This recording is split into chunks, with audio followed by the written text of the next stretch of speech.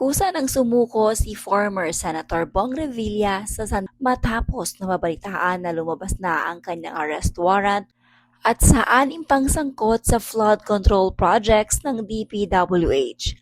No bail ang inihain sa dating senador kaya mananatili itong hawak ng mga otoridad habang nililitis pa ang kaso. Samantala, sa video naman ng dating senador, naglabas ito ng kanyang sama ng loob dahil anya, wala o hindi man lamang umano dumaan sa tamang proseso ang kanyang kaso. Gayunpaman, nanindigan ito na wala siyang kinalaman sa isyong ipinupukol sa kanya. Magandang gabi po mga kababayan. Nakatanggap po kami ng impormasyon na lumabas na yung aking warrant of arrest. Nakakalungkot po, parang wala yatang due process. Pero ganun pa man, haharapin ko to na walang takot. At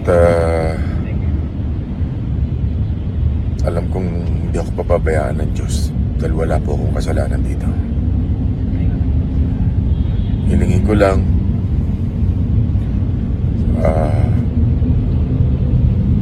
hingi ako ng panalangin at patatagin nyo rin po ang aking pamilya.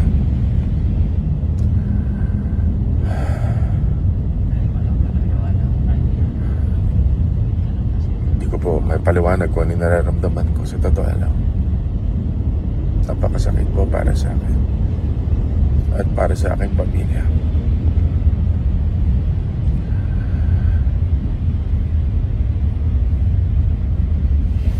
Yun lamang po, maraming salamat.